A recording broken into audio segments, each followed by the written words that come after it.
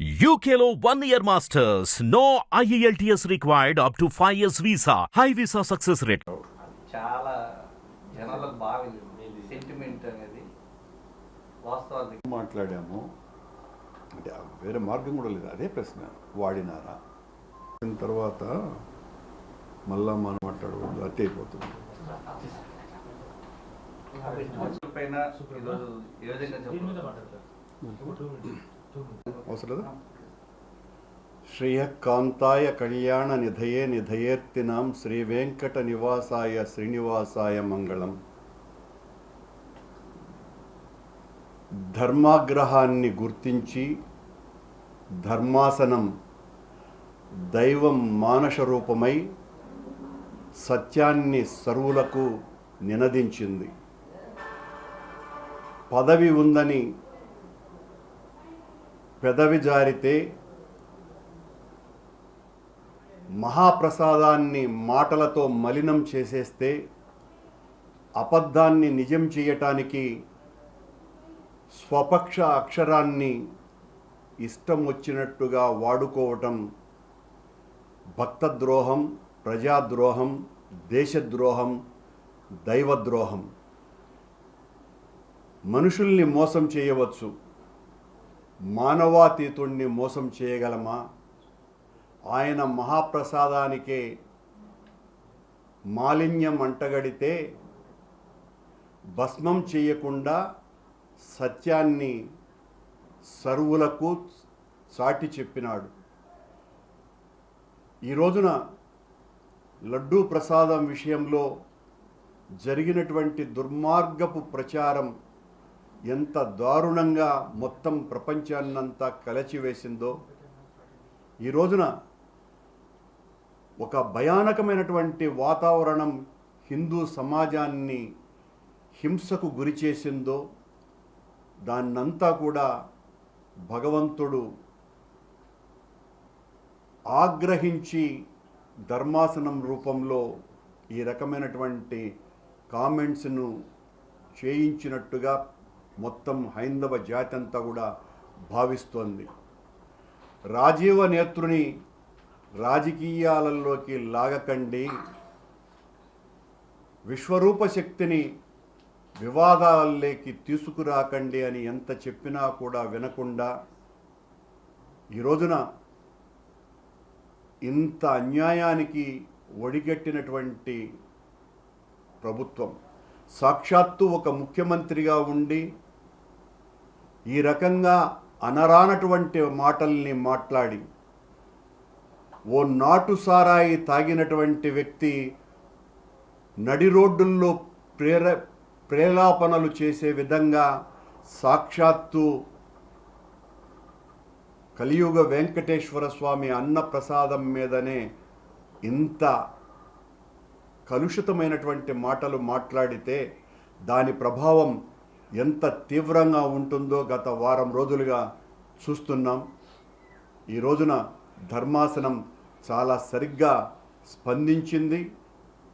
వాస్తవాలు ఏంటి అన్నది బయటికి రావాల్సినటువంటి అవసరం ఉన్నది. ఒక ముఖ్యమంత్రి స్థాయిలో ఉండి ఈవో చెప్పినటువంటి మాటలకు తద్భిన్నమైనటువంటి మాటలు చెబుతూ పూర్తి వ్యతిరేకంగా మేము మా ప్రభుత్వము లడ్డూ ప్రసాదాలలో నెయ్యికి బదులుగా జంతువుల కొవ్వును వాడాము అనే ప్రకటన చేసిన తర్వాత ఆయన నియమించినటువంటి సిట్ ద్వారా వచ్చేటువంటి నివేదిక ఏ రకంగా ఉంటుంది? ఏ మాత్రము కూడా అక్కడ తప్పు జరగకుండా ఉంటే తప్పు జరిగినట్టుగా ప్రపంచానికంతా ప్రచారం చేసేసి ఆయన తైనాతీలు ఆయనకు కావలసినటువంటి ప్రసార మాధ్యమాల ద్వారా మొత్తం ప్రపంచానికంతా కూడా ఈ రకంగా మహాప్రసాదం మహామాలిన్యమైపోయింది అని సాక్షాత్తు దేవదేవుణ్ణే రాజకీయాలలోకి లాగేసి వేల సంవత్సరాల చరిత్ర కలిగినటువంటి వెంకటేశ్వర స్వామి ఆలయ ప్రతిష్టకు భంగం కలిగించటం ద్వారా మనం అనేటువంటి మాటల ద్వారా అవతలి పక్షానికి జరిగేటువంటి నష్టం కంటే కూడా మన దేవాలయానికి, మన స్వామికి, మన స్వామి ప్రతిష్టకి, మన స్వామి యొక్క చరిత్రకి ఆధ్యాత్మిక శక్తికి నష్టం కలుగుతోంది అన్నటువంటి ఇంగితం లేకుండా ఒక సాక్షాత్తు ఒక ముఖ్యమంత్రి, ఆయనకు సంబంధించినటువంటి మంత్రులు, ఉప ముఖ్యమంత్రి ఈ రకంగా మాట్లాడడాన్ని ఈ రోజున మొత్తం హైందవ జాతి అంతా కూడా ఏవగించుకుంటోంది, చీత్కరించుకుంటోంది, చీదరిస్తోంది, అసహ్యించుకుంటోంది. అన్ని వాస్తవాలు బయటికి వస్తాయి అని మా పరిపూర్ణమైనటువంటి విశ్వాసం. మేము మొదటి నుంచి చెప్తున్నాం, సత్యం మా వైపునుంది, సత్యం మా వైపున నిలుస్తుంది, సత్యం కోసమని ఎంతకైనా పోరాడతాం. మేము తప్పు చేస్తే ఏ శిక్షకైనా భరించటానికి సిద్ధంగా ఉన్నాం. మేము ఏ తప్పు చేయలేదు, తప్పు చేసిన వాళ్లను భగవంతుడా శిక్షించమని ఆ రాజీవనేత్రుని రాజకీయాలలోకి ఇకనైనా లాగకండి అని విజ్ఞప్తి చేస్తున్నాం. అంటే ఒక రాజ్యాంగబద్ధమైన పదవిలో ఉన్నటువంటి వ్యక్తి ఇలాంటి అనుచిత వ్యాఖ్యలు చేయకూడదంటే ఈరోజు సుప్రీంకోర్టే ఈరోజు మందలించడం, దీన్ని ఏ విధంగా చూడాలి? ఆ విషయాన్నే నేను ప్రస్తావించింది. రాజ్యాంగ పదవిలో ఉన్నటువంటి వ్యక్తి తనే ఇంత పచ్చి అబద్ధాలు చెప్పటం అన్నది, ఏ రకమైనటువంటి విచారణ చేయించకుండా, ఆ విచారణ నివేదికలు రాకుండా, ఎఫ్ఐఆర్ నమోదు చేయకుండా, ఆయనే ముందే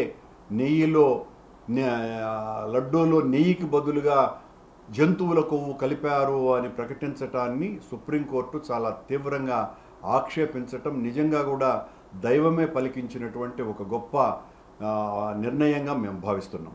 ఈరోజు సుప్రీంకోర్టు చేసినటువంటి వ్యాఖ్యలు యావత్ దేశవ్యాప్తంగా ఉన్నటువంటి హిందువులంతా కూడా చాలా పెద్ద ఎత్తున స్వాగతిస్తూ ఉన్నారు.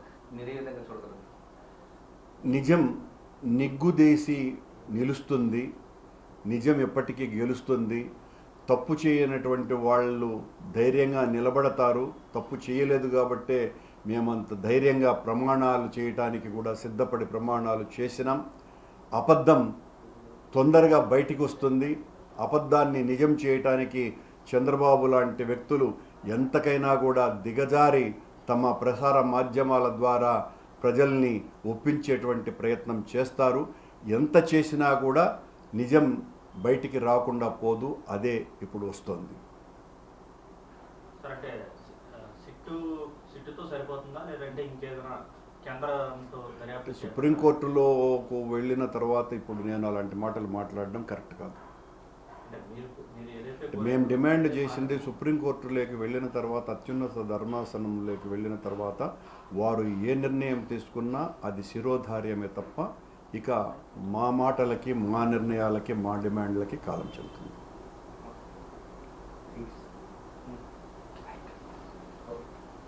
హిట్ టీవీ యాప్ ని డౌన్లోడ్ చేసుకోండి. ఇందులో short news, live news, entertainment movies అన్ని అవైలబుల్ గా ఉన్నాయి. Please download hit TV app. Hit TV app ని ఫ్రీగా డౌన్లోడ్ చేసుకోండి.